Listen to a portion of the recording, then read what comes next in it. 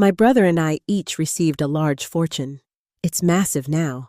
My brother sold his share when it was worth roughly the price of a car. I still have mine, and it is now worth a significant amount of money. So my brother and his girlfriend are now attempting to claim my portion of the fortune for me. So this is what occurred. Make sure to subscribe to the channel and click the bell to enable notifications. When my brother was 16 and I was 4, my grandmother put up a share portfolio for us. As soon as we were old enough, it was moved into our own accounts. And it was only 4 years later that my brother tapped extensively into his to purchase a new Honda. I knew about mine much longer than he did before it became mine. And I've watched it grow since I figured out what it was. By the time I was granted complete management, it was already worth a tremendous amount of money due to a large percentage of it being invested in Apple. I'm divided about using the cash that are locked up because Dad instilled in me the importance of letting them grow until I'm 40. I don't chat much to my brother. He's done some stupid things to the family over the years, and I didn't grow up with him. So all I know about his life comes from our father, his new girlfriend. However, works in law. And I have received a legal letter from both of them stating that the investments my grandma made were intended for both of us to use. Not just me. And his was only worth about $15,000. The amount is correct. However, mine was only worth that when he spent it. They have now gained half of the value of my inheritance. And his girlfriend has informed me that if I do not grant them access, the legal bills and fines would eat up my half, leaving me with nothing.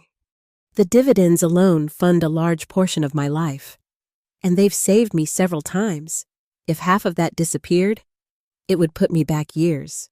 I know it seems selfish, but I'm used to having extra money to back me up when I want to relocate. I've lived in 4 states on my own, and I want to travel and experience more before settling down. If that ever happens, is it likely that they will win this and leave me with nothing? As far as I know, there was no papers or will, only my grandmother's word. She set up my brother's account when he reached 19. But she gave them to my father at the same time and transferred everything to me 6 years ago. For my share, I have all the logins, trading accounts, and bank accounts in my name. Also, all of the shares are in my name. Should I locate my own lawyer? And if so, what kind? I've been using the same accountant for years. But this appears to be a legal issue rather than an accounting one. What shall I do? An update from the future reported generally good news. I worked with my father and hired my own lawyer. I messed up the timeline of my shares, but everything else remains the same. What my brother and I acquired from my grandma was formerly part of my grandfather's portfolio. He was the financially savvy one. My grandmother took care of them when Dad died, and she personally set up my brother's accounts and gave him responsibility over his share. She did not do the same for my before her death. I assumed Mom had already set up the accounts for me and handed over responsibility to my father before she died. Instead, the shares were in her will, and she gave all she possessed to my father, with the direction that the $15,000 worth after my brother received his comparable part would be given to me when I was old enough to care for them. There was no trust. She just trusted my father. My father did the right thing by setting up accounts for me and giving me control 6 years ago. My father also invested some of his own money to help things along. My father disclosed to me that he chewed out my brother last year when he came to him for money. My father has helped him several times over the years, but he has had enough. My brother discovered that I still had my assets after my father used me as an example of how he should have managed money. That's how my brother discovered that I still had my shares and that they had increased in value to what they are now. According to all of that evidence, my lawyer says I'm in the clear. But it won't come up in court because my brother's girlfriend was merely a legal secretary. I say this because the firm she worked for apologized and informed my lawyer that she had been fired immediately. The letter I received from them had been amended to place her name further up than it should have been, and some of the contact information had been altered a week after she was dismissed. My brother came to me and begged for money. His girlfriend is in terrible debt, and she lost money by attempting to defraud me. I felt terrible about repeatedly denying my own brother. And if he hadn't mentioned his girlfriend's need for a large sum of money, I might have given him some money. The next morning, I discovered that all of my tires had been slashed. Forget him. I don't feel awful anymore. The rest of the comments in the previous post made me realize how little I know about what I'm doing with my shares, dividends, and money in general. A lot of the decisions I've taken have been with Dad's assistance, and his counsel has paid off handsomely thus far. But not because I knew it would, but because I had no idea what I was doing and left it to him. I've scheduled an appointment with a financial counselor to maximize my assets. But what do you think I should do? The money in this case is a surface-level issue that will most likely have serious long-term ramifications for the two brothers' relationship. The older brother who sold his portfolio is unlikely to recognize how this will affect the OP's perception of him for the rest of his life, especially considering he wasn't just begging for money, which the OP stated he would have assisted him with. Instead, he tried to mislead him with a phony legal notice that his girlfriend made up for him. And the money wasn't even for him. It was for his girlfriend's debt. I mean, the whole thing makes it sound like the brother and his girlfriend don't think the OP should have this money at all, no matter what they plan to do with it. This issue is on the fast track to breaking a familial connection, especially now that attorneys are involved. But please let me know what you would do if a family member approached you and asked for your portion of the inheritance, only to try to pull this scam on you. Jerk or not, please let me know down below. My husband went insane because I wanted to be a stay-at-home mom. Before we married, my husband requested me to be a stay-at-home mother to his daughter from a prior relationship. I declined since I wasn't at that stage in my career yet. Now that we are married and expecting our first child together, things have changed, and I want to be a stay-at-home mom for our boy, so that I do not have to leave him in the hands of strangers and send him to daycare. When I told my husband, he lost it, accusing me of breaking our agreement and calling the blatant favoritism repulsive. I was explaining to our kid that it wasn't fair that Lizzie didn't have a stay-at-home mom while he did. He had a psychotic break. So I had to go and live with my mother. And divorce is now on the table. That is a summary of everything thus far. If you want to hear the entire tale up to this point, visit the playlist link at the top of the description and watch the video immediately preceding this one. So we're jumping into the future to see how everything turned out. Hello, everyone. I realize it's been a while, but I wanted to provide a little update while I still have time. My current size puts small whales to shame, and my baby is about to burst out of me in a few weeks, though he could arrive any day now. So, following my last post, my husband's brother and best buddy went over to see what was going on. My manager was nice and allowed me to begin maternity leave early, telling me to take my time and figure out what I was going to do, and that my job would be available for me when I returned. So they're taking great care of me. I also sought out a personal therapist for obvious reasons. I was a numb shell for a long, and then one day I just broke down and started crying nonstop. I don't think I've ever sobbed so hard in my life. My therapist has been an important component of my support system, leading me through my problems and supporting my decisions. So, as I said, my husband's brother and friend went over to talk to him, and they told me that he told them that he was pissed off. I was breaking our previous agreement, and that he couldn't help but feel that I didn't love Lizzie, or that I loved our son more, and that maybe he made a mistake marrying me because now I was picking sides and being unstable, and that I had left when he told me to treat the children fairly because he didn't think our son should get a stay-at-home. Craig, his best friend, inquired as to what led him to such a stupid conclusion. He pointed out everything I had ever done for Lizzie and how being a part-time working stay-at-home mom would benefit her as well, because I would be able to do more things with her and spend more time with her, as well as how he was a moron and I was smart, and obviously not after his money, because I could have been a stay-at-home mom just for her and let him be the sole financial provider. But I didn't. His brother, Daniel, was much more blunt. Daniel labeled my husband a jerk and a D-bag, stating unequivocally that he did not deserve me. He claimed my husband was being a controlling jerk and punishing me for his B of an ex-wife, whom he should never have married and bred with in the first place. My husband's family was apparently very angry with him for marrying and having children with his ex-wife, and I won't go into detail about it. Anyway, Daniel said I was the best thing to ever happen to him, and he was ruining it with his own 2 hands, that he needed to man up and get over his ex and start treating and appreciating me better, that he was being a bad parent to Lizzie and our son by thinking that forcing me to return to work was okay, because it made it fair, and that I was a far better mother to Lizzie than his ex-wife ever was, and that I did a good job of showing my love for her. In my previous piece, I mentioned that my husband began texting me, and then he began blowing up my phone, begging me to return and saying he couldn't function.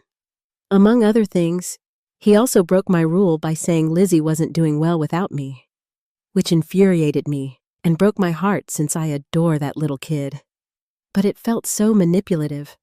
I basically told my husband that if he continues to use Lizzie as a reason for me to return, I will file for divorce, and that I will not be with someone who uses a child as a manipulative tool, and that I did not want to be Lizzie's replacement mother. I wanted to be his wife and have a family with him that included Lizzie. I told him to see a therapist and start couples counseling with me, or he'd be getting divorce papers because I couldn't have my son in a toxic, controlling environment. My husband consented to both, stating that he couldn't live without me and that he needed help. Our couples therapist was fantastic.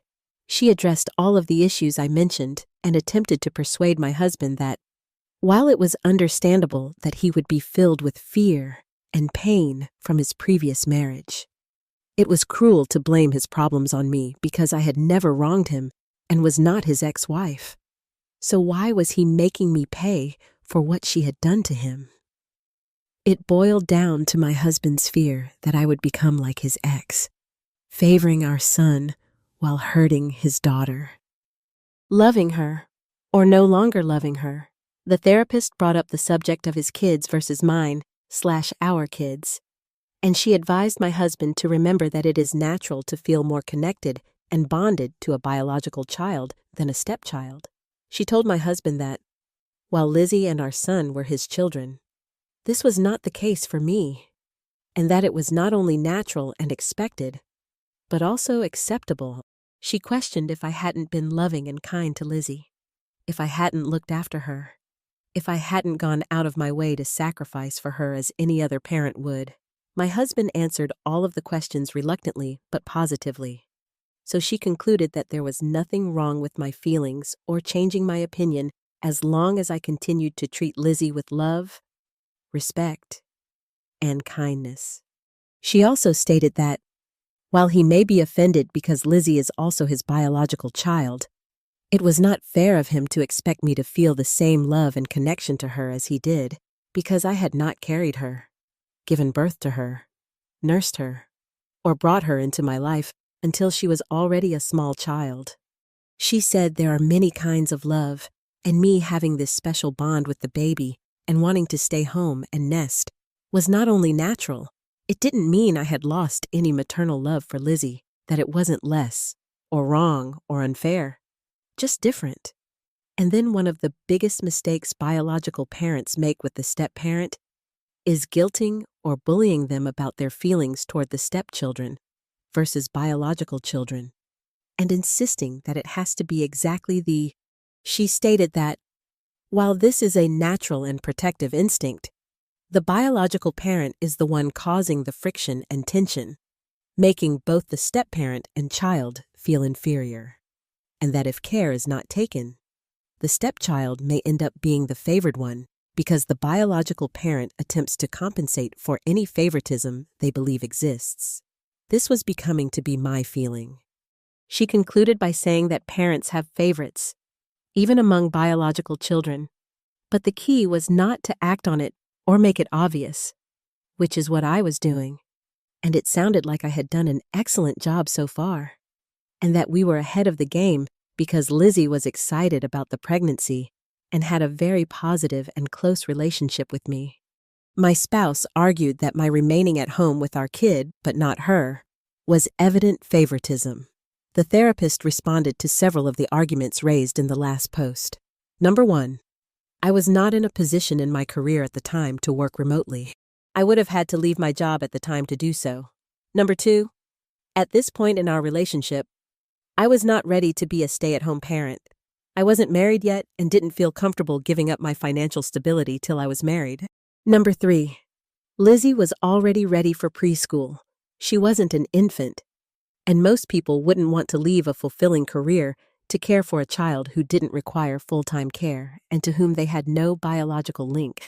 Finally, Lizzie wouldn't have known the difference because she was old enough to understand that I wasn't her mother and hadn't entered the picture until she was past the baby/toddler stage, and that even small children can understand that babies require more care than preschoolers, especially if it's explained calmly to them. In short, she said that the fact that I was eager to spend more time with Lizzie, wanted her to be involved in the baby's life, wasn't territorial or aggressive about the pregnancy, and was still playing an active role in Lizzie's life were all very positive signs, and that we were doing much better than many step-families in our situation. I'm sad to inform that my husband tried, but was unable to accept it. We tried more family trips and therapy, but he backed away, saying he felt ganged up on and that no one was on his side. He simply didn't understand why I should stay at home to care for the baby. I asked him directly whether he wanted the baby, and he answered yes. He did. He just wanted to make sure his daughter received what she deserved. In the end, he refused to compromise.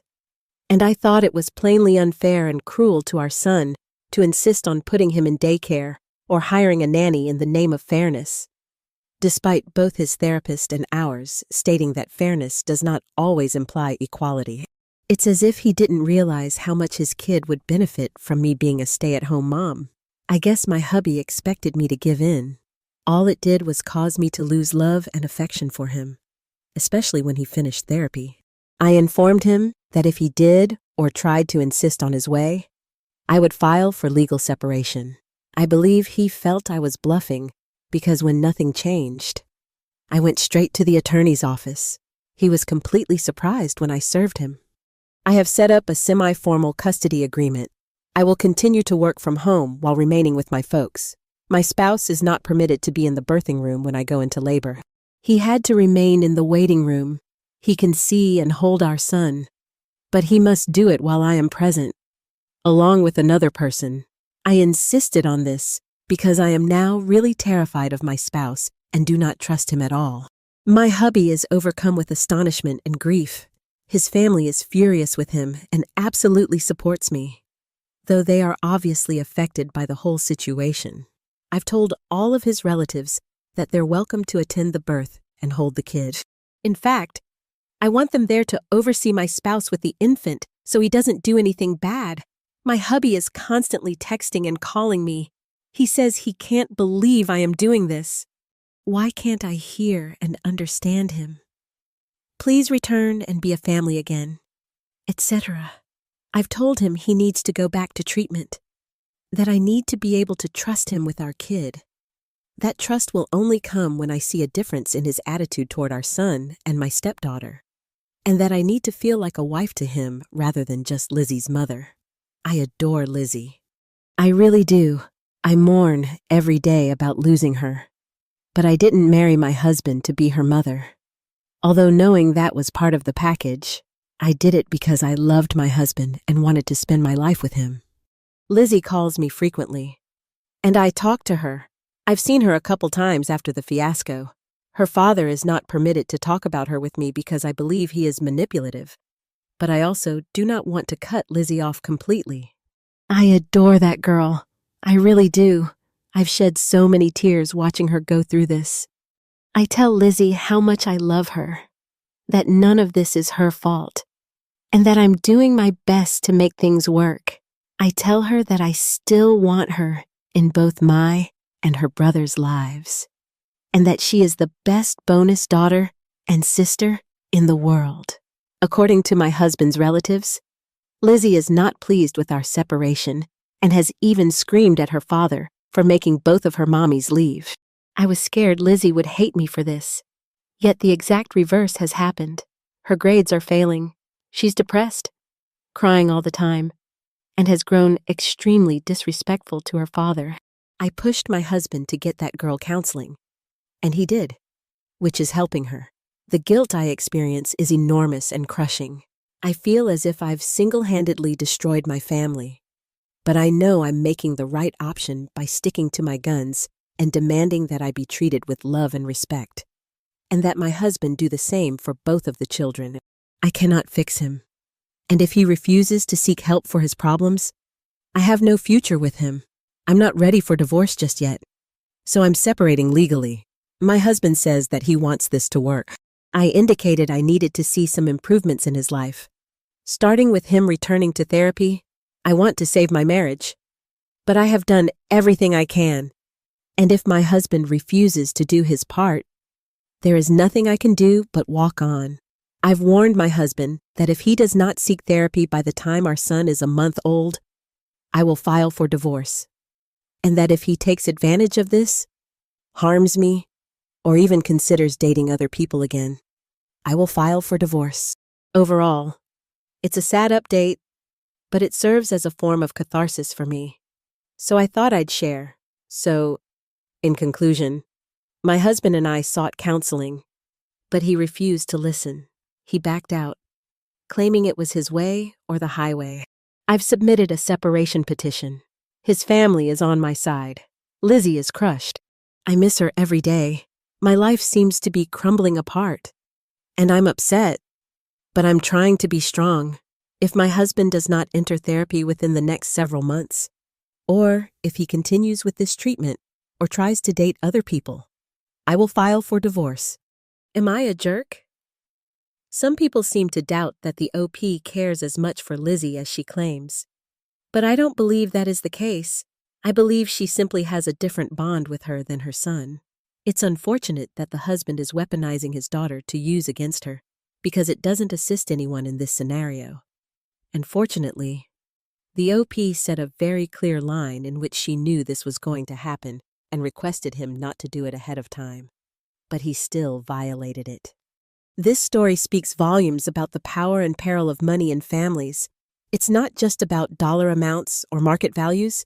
It's about trust, intent, and the bonds we think are unbreakable. Many of us have seen firsthand how inheritance or shared assets can turn siblings against each other, often revealing character more clearly than decades of family dinners ever could. Here, a young man chose patience, financial wisdom, and respect for the legacy left to him, while his brother chose shortcuts and manipulation. It's heartbreaking, because the real loss wasn't just financial. It was the erosion of brotherhood, when love is replaced with legal threats and desperation with deceit. The damage often extends far beyond the courtroom. If you've ever been in a situation where family expectations clashed with fairness, or where someone tried to rewrite history for personal gain, we want to hear your story. What would you have done? Would you have helped your brother after all that? Or walked away like the OP did? Please share your thoughts in the comments. And if this story touched a nerve or stirred a memory, we'd appreciate a like and a subscribe. These are the stories that remind us what really matters.